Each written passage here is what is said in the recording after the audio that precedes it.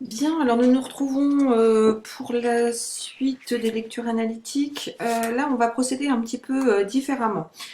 Pour vous obliger toujours à travailler la méthode, je vais expliquer quasiment vers par vers le texte. En vous donnant quelques clés hein, sur les procédés stylistiques qu'on peut repérer, le sens, etc. Et ensuite, grâce à cette vidéo, vous allez après rédiger vos réponses hein, en soulignant les éléments, les passages qui peuvent vous aider pour répondre, en les commentant sur une feuille de brouillon et ensuite en les rédigeant le mieux possible hein, avec des citations expliquées et commentées, avec toujours hein, la première phrase, voilà ce que je vais démontrer, et ensuite les différents arguments. Hein, en effet, de plus, ensuite, etc. A priori, là, quand même, maintenant, à ce stade de l'année, vous voyez à quoi je renvoie. Alors, juste un petit commentaire rapide sur la situation. Donc, on a Cyrano qui souffle sous le balcon les paroles que Christian doit dire.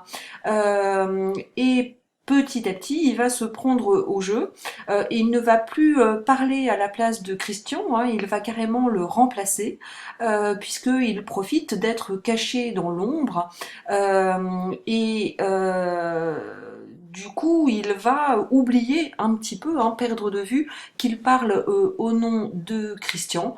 Christian se trouve évincé et Roxane va écouter les paroles de Cyrano. Alors pour Cyrano, bah, évidemment, c'est un moment spécial puisque il ne pourra jamais dire directement son amour à Roxane. Jusqu'à présent, il l'a écrit, mais là, tout d'un coup, les choses changent puisque la femme qu'il aime l'écoute, ignorant son identité. D'où l'émotion que vous allez voir dans le texte. D'abord en intégrale et ensuite on procède vers par vers. Eh bien, si ce moment est venu pour nous deux, quels mots me direz-vous? Tous ceux, tous ceux qui me viendront, je vais les jeter en touffe, sans les mettre en bouquet. Je vous aime, j'étouffe, je t'aime, je suis fou, je n'en peux plus, c'est trop.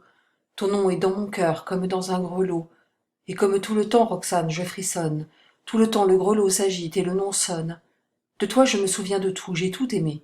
Je sais que l'an dernier, un jour, le 12 mai, pour sortir le matin, tu changeas de coiffure. J'ai tellement pris pour clarté ta chevelure que, comme lorsqu'on a trop fixé le soleil, on voit sur toute chose ensuite un rond vermeil. Surtout quand j'ai quitté les feux dont tu m'inondes, mon regard ébloui pose des taches blondes. Oui, c'est bien de l'amour. Certes, ce sentiment qui m'envahit, terrible et jaloux, c'est vraiment de l'amour. Il en a toute la fureur triste. De l'amour et pourtant il n'est pas égoïste. Ah, que pour ton bonheur je donnerais le mien. Quand même tu devrais n'en savoir jamais rien. S'il se pouvait parfois que de loin j'entendisse rire un peu le bonheur né de mon sacrifice. Chaque regard de toi suscite une vertu nouvelle, une vaillance en moi. Commences-tu à comprendre à présent, voyons, te rends-tu compte? Sens-tu mon âme un peu dans cette ombre qui monte? Oh mais vraiment ce soir c'est trop beau, c'est trop doux. Je vous dis tout cela, vous m'écoutez, moi, vous, c'est trop. Dans mon espoir même le moins modeste, je n'ai jamais espéré tant. Il ne me reste qu'à mourir maintenant. C'est à cause des mots que je dis qu'elle tremble entre les bleus rameaux. Car vous tremblez, comme une feuille entre les feuilles, car tu trembles, car j'ai senti que tu le veuilles ou non, le tremblement adoré de ta main descendre tout le long des branches du jasmin. Oui, je tremble et je pleure et je t'aime et suis tienne, et tu m'as enivré. Alors que la mort vienne, cette ivresse, c'est moi qui l'ai su causer, et je ne demande plus qu'une chose, un baiser. Alors, donc Cyrano, vous voyez dès le départ, hein, utilise ce qu'on appelle des hyperboles. Alors c'est quoi des hyperboles? Ce sont des exagérations. On voit la répétition là de tous ceux qui me viendront. Il insiste aussi là dans ces vers-là sur le fait qu'il ne va plus avoir un langage orné, littéraire, galant. Hein. Là il dit bien que c'est la sincérité du cœur qui va parler. Il ne va plus essayer de faire du beau langage. Il ne va plus mettre les mots en bouquet. Hein. Ensuite, il insiste sur ce sentiment qui l'envahit. Je vous aime, j'étouffe, je t'aime, je suis fou, je n'en peux plus, c'est trop. Là encore, on voit le langage hyperbolique, hein, l'exaltation dans le vocabulaire. J'étouffe, je suis fou. Hein. Alors, ce sont des hyperboles classiques dans l'amour, mais qui montrent bien combien là, Cyrano est pris par un sentiment qui le dépasse et qu'il ne cherche plus à raisonner, à retenir. hein. On voit aussi que l'amour est associé à une réaction forte du corps, hein. Je frissonne. Ensuite, il utilise quand même encore une métaphore, hein. Tout le temps, le grelot s'agite et le nom sonne. Euh, Qu'est-ce que ça veut dire cette image? Eh bien que justement le Cyrano pense en permanence à la personne aimée. Ce souvenir ne le quitte pas. Et en même temps, le grelot, c'est lié à la musique, hein. Donc le nom de l'autre est une musique douce à l'oreille que l'on se plaît à répéter et à entendre. De nouveau encore, hein, les hyperboles, avec aussi cette répétition de tout, hein. Je me souviens de tout, j'ai tout aimé. Donc on est vraiment dans quelque chose d'absolu, de total. L'importance aussi et la sincérité de l'amour arrivent dans la précision des souvenirs. Je me souviens de tout, j'ai tout aimé, je sais que l'an dernier, un jour, le 12 mai, pour sortir le matin, tu changeas de coiffure. On voit là que Cyrano se trahit, hein, même si Roxane, pris par la beauté des paroles, ne le perçoit pas, puisque je vous rappelle que Christian est arrivé à Paris tout à fait récemment. Donc l'an dernier, le 12 mai, ce n'est que Cyrano qui a pu le constater. Mais Roxane, effectivement, ne va pas s'en apercevoir. Là aussi, on voit que cette précision des souvenirs montre la délicatesse que peut avoir Cyrano, qui observe de loin la femme aimée et qui le regarde dans ses moindres détails, hein. Pour prendre un petit peu l'opposé, vous imaginez bien la femme qui revient du coiffeur et le mari ne dit pas un mot parce que il n'a pas aperçu le changement de coiffure, ce qui est extrêmement vexant. Bah là, on est exactement à l'inverse, hein, de cette ignorance et de ce dédain-là. Et il fait attention à tout. Ensuite, j'ai tellement pris pour clarté ta chevelure que comme lorsqu'on a trop fixé le soleil, on voit sur toute chose ensuite un rond vermeil. Surtout quand j'ai quitté les feux dont tu m'inondes, mon regard ébloui pose des taches blondes. Alors, on retrouve le lien entre Roxane et le soleil qu'on avait déjà évoqué, hein. Rappelez-vous, Cyrano, c'est la lune, Roxane, c'est le soleil. Rien que la comparaison avec ces astres montre combien quelque part ils sont loin l'un de l'autre et combien leur amour est impossible. Alors on retrouve ici, hein, donc cette association avec le soleil et on voit que l'être aimé métamorphose et embellit le monde. On ne voit plus qu'elle, hein.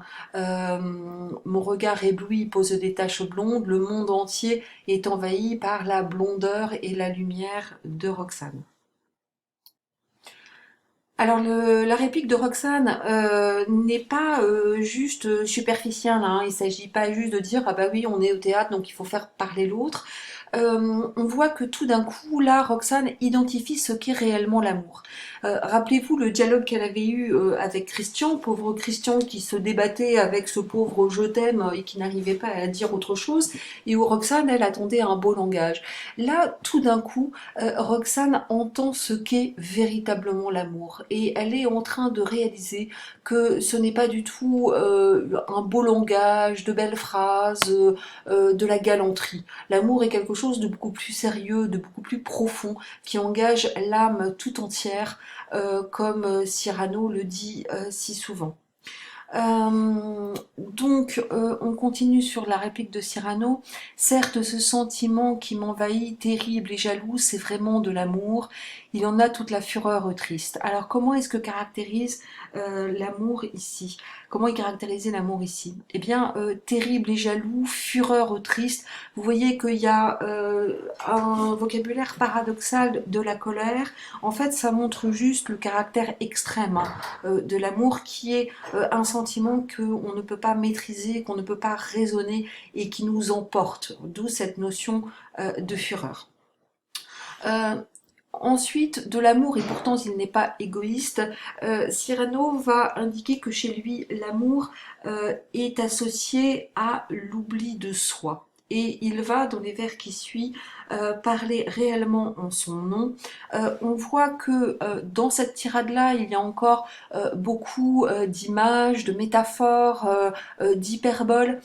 Ici, on remarque la simplicité du langage. Cyrano n'hésite pas à se répéter, hein, et à employer des mots très simples. L'amour, le bonheur, etc. Euh, il va aussi passer de plus en plus au tutoiement, hein, qui montre le rapprochement avec l'être aimé. Il y a le vous, hein, respectueux, mais il y a le tu, qui est la proximité de l'amour, surtout à l'époque, hein, au XVIe siècle, au XVIIe siècle. N'oubliez pas que mari et femme se vouvoient la plupart du temps. Donc tu, c'est vraiment l'intimité amoureuse qui apparaît. Euh, les vers qui sont ici sont intéressants. Ah, que pour ton bonheur je donnerai le mien. Quand même tu devrais n'en savoir jamais rien, s'il se pouvait parfois que de loin j'entendisse rire un peu le bonheur né de mon sacrifice. C'est intéressant parce que si ça venait de n'importe qui d'autre que de la part de Cyrano, on pourrait dire que voilà, c'est encore une expression exagérée de l'amour qui suppose qu'on est prêt à donner sa vie pour l'autre et qu'on est prêt à renoncer à son bonheur pourvu qu'il fasse celui de la personne qu'on aime. Or, je vous rappelle, là, c'est bel et bien ce que fait Cyrano. Il a accepté le pacte qu'il a fait avec Christian revient finalement à un sacrifice. Alors certes, il y a une part d'égoïsme puisque il profite de l'occasion pour pouvoir dire son amour à Roxane, ce qu'il n'aurait jamais pu faire sans ce pacte. Cela dit, il voit malgré tout quelqu'un d'autre profiter de ces mots et être heureux avec Roxane à ses dépens. Et on peut imaginer la douleur que ressent Cyrano. Donc il le fait aussi pour le bonheur de Roxane. En tout cas, il pense faire son bonheur, hein. On verra au fur et à mesure de la pièce que c'est sans doute là où il se trompe. Donc il s'agit bien là d'un sacrifice réel et là encore il révèle son identité sans le vouloir, mais c'est tellement à mots couverts et ça peut paraître une image tellement attendue que Roxane ne va bien entendu pas s'en apercevoir et c'est pour ça aussi que Cyrano se le permet.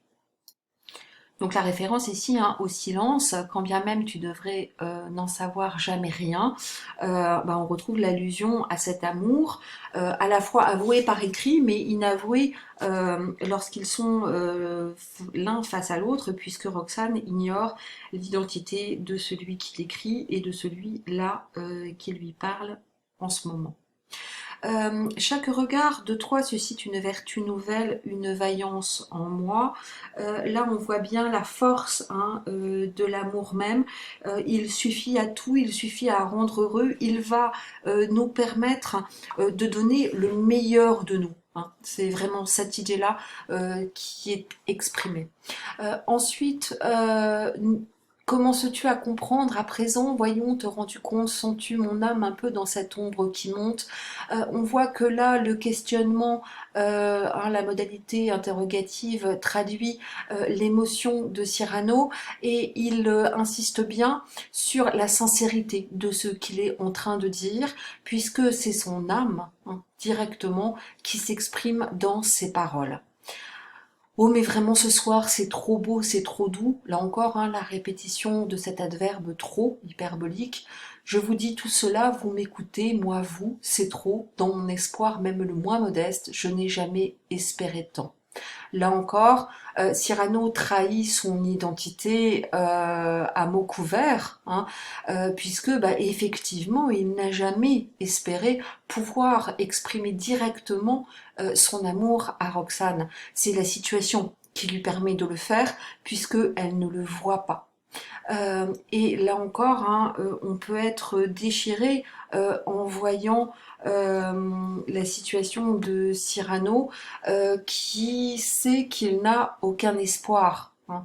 Dans mon espoir, même le moins modeste, je n'ai jamais espéré tant.